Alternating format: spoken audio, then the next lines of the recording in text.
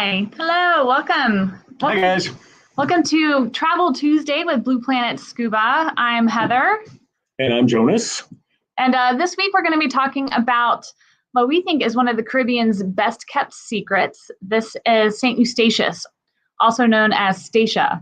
And we had heard about Statia for a long time from our friend Cheryl at Deep Blue Adventures. And last October 2019, we finally had a chance to go check it out for ourselves. And it was amazing. I think the big three things that I really love about Statia, the first would be the history. It has a really unique history for this little teeny tiny island in the Caribbean that most people don't even know about.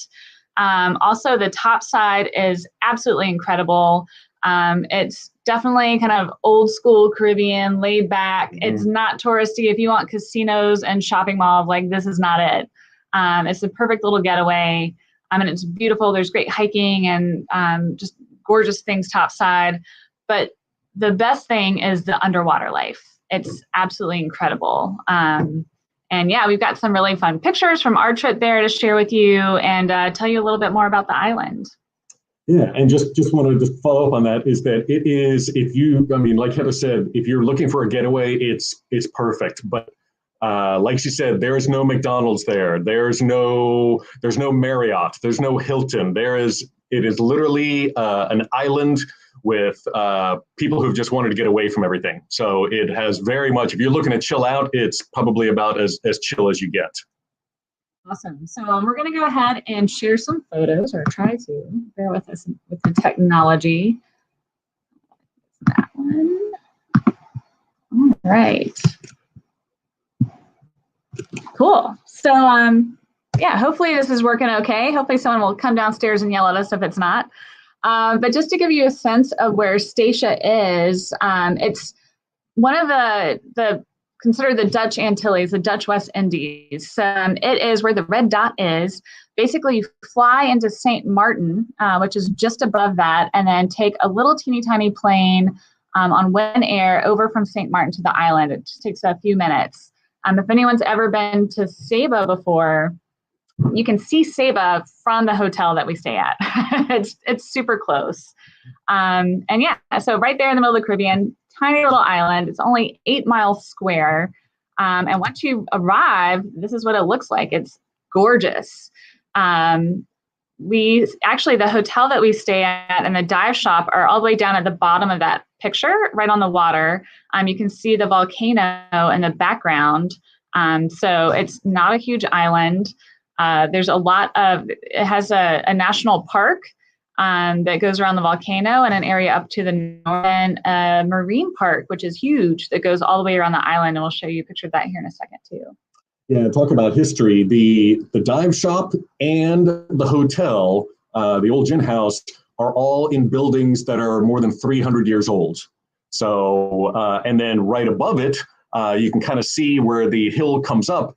That is the original old fort from way back when.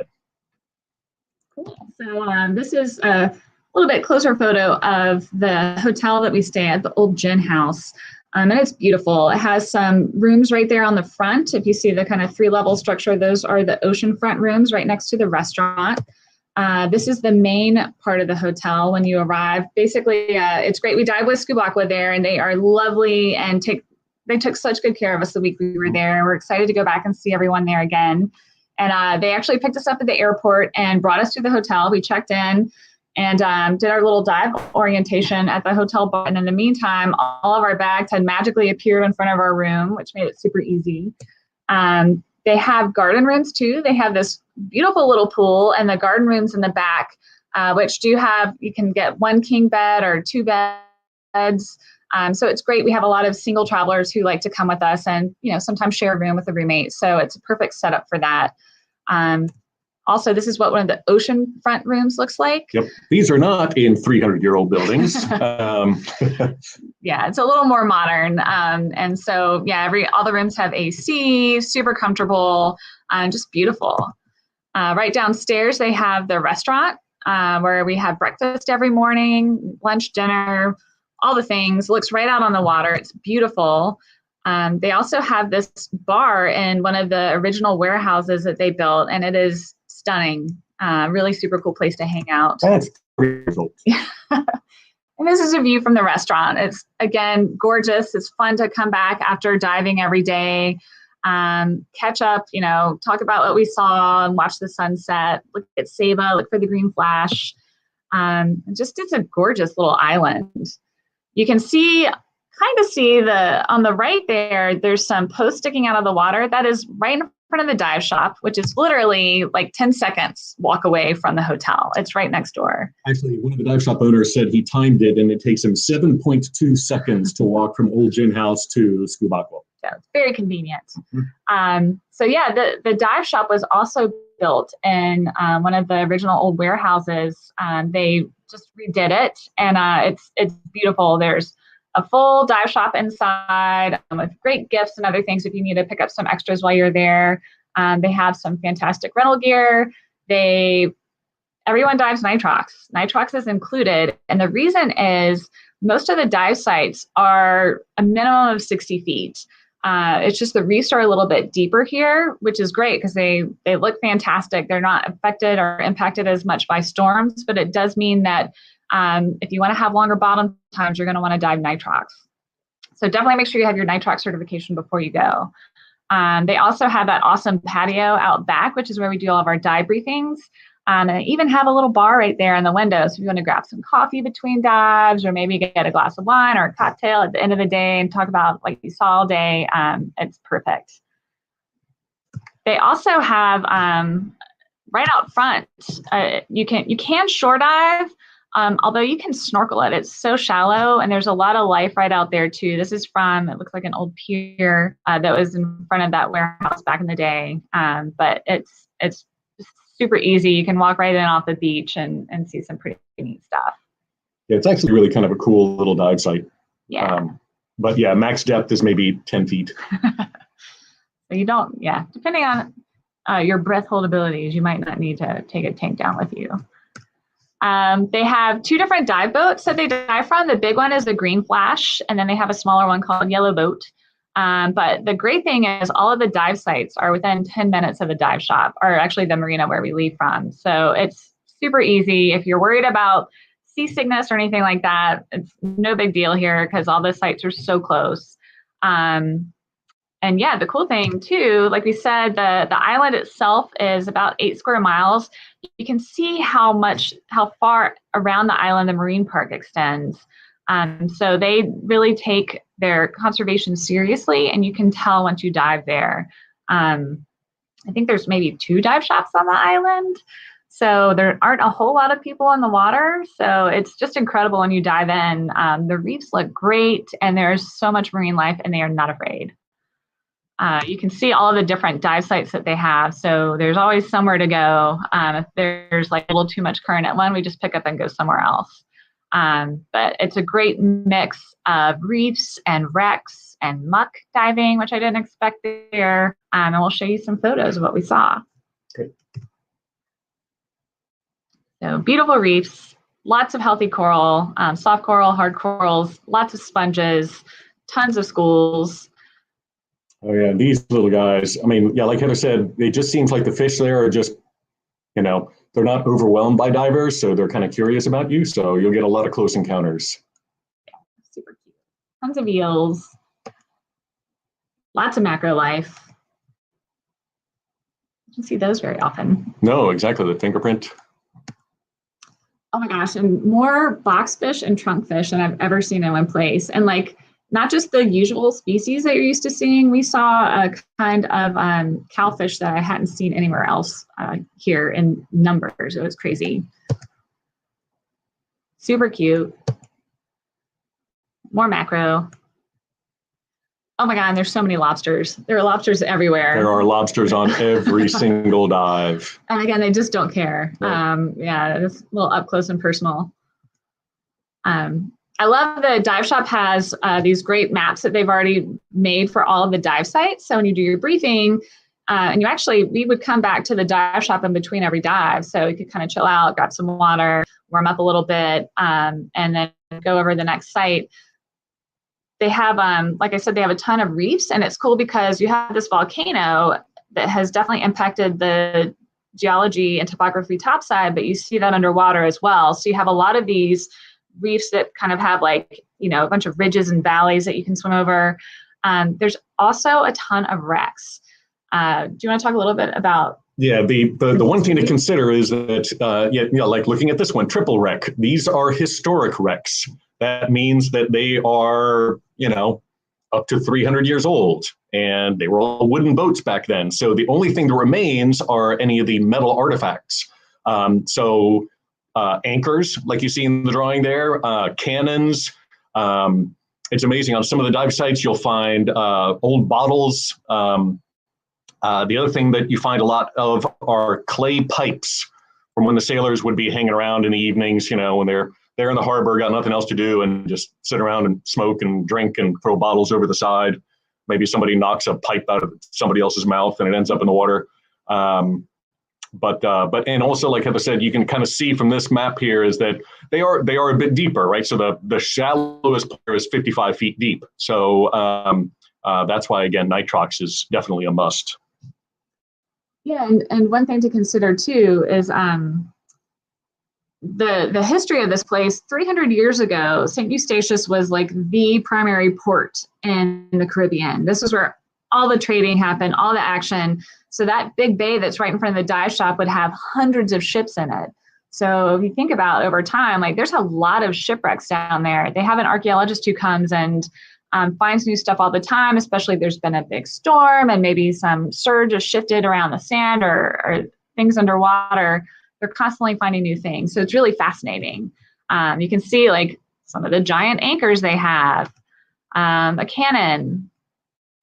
This is one of the bottles that's still down there. And again, it was really just fascinating to learn more about the history of the island, both in terms of, you know, the trade that really shaped it and what you see underwater, but also the big fort up on top and some of the history. Like you can do a historical tour while you're there, which we really recommend, just to learn a little bit more about what you're seeing. They also have some artificial reefs that were intentionally sunk, some ships there that makes for some spectacular wreck diving. They're great. They're huge. This is the Charles Brown, I think. There's also some other ones completely covered in life. It just really, really cool dives, and you could spend a lot of time there. The turtles love them. It's a very turtley place. There's a lot of sharks. We didn't see a lot when we were there, but I think they get a lot of nurse sharks and reef sharks. We had a ton of stingrays while we were there. But yeah, the turtles love the wrecks. They love to sleep on them. And again, you can get some crazy close encounters. And then this was one of my favorite sites. So in addition to the reefs and the wrecks, there's also a site that is kind of a muck dive. So for those of you who don't know what muck diving is, it's when you're in kind of a sandy or silty environment, or maybe it just doesn't, it's not kind of a traditional coral reef looking environment. But there's a lot of really special, unique life that likes to live there and hide out. So you have to, you know, go slow, be on the lookout for some unusual things. But we found frogfish there. We did one dive there, and I could have spent days just diving this one site. We saw frogfish. We saw the cutest burrfish. I love those guys. Mm-hmm. We found mantis shrimp. Yes, in the Caribbean. Squids were following us around, trying to figure out what we were doing. Lots of squid. Jawfish with eggs. It was just, you know, macro photographer's heaven. It was amazing. So that was pretty spectacular. But then there's also night dives. Yeah, the night dives we did on the wreck, which was really cool. So again, just like normal, you dive the wreck during the day, and then you come back and you dive it at night, which is a completely different experience. Loads and loads of life coming out and just chomping around. This slipper lobster here, and lots of crabs, sleeping turtles. Yeah, just so much life there to see at night. In case you're not sure what that is, I think that's a decorator crab with a big piece of sponge attached to that. That thing was huge. That thing was like at least a foot. Stuff you only see on the night dives. And then when you're done, the topside again is absolutely incredible. One thing that we didn't get to do when we were there last October, but we're hoping to do when we go again in February, is actually hike up the Quill. That's the volcano there, and it's not for the faint of heart. It's a pretty good hike, but it's supposed to be absolutely spectacular. And yeah, just kind of chilling out outside. Beautiful. There's a lot of great little local restaurants that are along the water there, but also up in town. I believe we did have a refrigerator in our room, so if you like to get snacks, there's a few little groceries you can stop into. It was just a super chill place the whole time we were there. Yeah, and I don't think we mentioned it, but the one thing that we had to get used to there was that it's such a small little island, and everybody is so friendly that everybody will wave at you. You know, I told Heather that my arm was getting tired because a car would drive by or people would walk by, and you literally have to wave at everyone. If you don't wave at them, you're being rude. Yeah, it's an awesome little place.